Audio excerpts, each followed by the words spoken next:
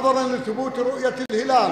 بەو پێیەی کە دەرکەوتنی مانگ پشتڕاستکرایەوە بە شێوەیەکی شەرعیانە بینراوە بۆیە ڕۆژی هەینی یەکەم ڕۆژی مانگی شەوالە و جێژنی ڕەمەزانی پیرۆز ڕێکەوتی ساڵی 1436 کۆچیە.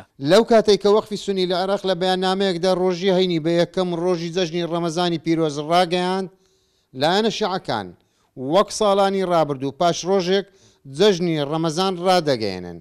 بۆ دیارکردنی ئەم جیاوازیەش لەم ساڵەدا مەشقی حەشدی شەعبیان پێش کۆتایی ڕەمەزانی خۆیان بە ڕۆژێک بەرچاو کرد.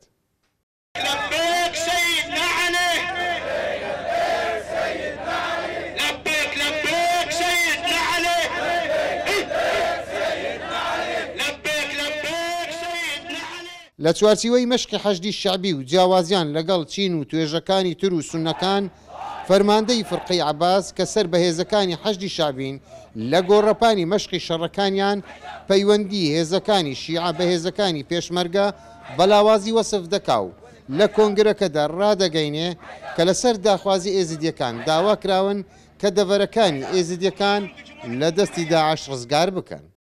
حصل عندنا تنسيق في مدينة لە شارۆچکەی بەشیر پەیوەندیمان هەیە و من لێرەوە دەمەوێت لایەنە بەرپرسەکان ئاگادار بکەمەوە کە ئەم شارۆچکەیە ژێردەستا و ڕادەگەێنم کە پەیوەندی نێوان ئێمە و هێزەکانی پێشمەرگە لاوازە. لە هەمان کات فەرقەی عەباس خۆی ئامادە دەکات کە لیوایەکدا بمەزرێنێت بۆ ئازادکردنی شاری مووسڵ بەهۆی ئەوەی کە برا ئێزیدیەکانمان داوایان کردووە لیوایەکیان بۆ پێک بینی.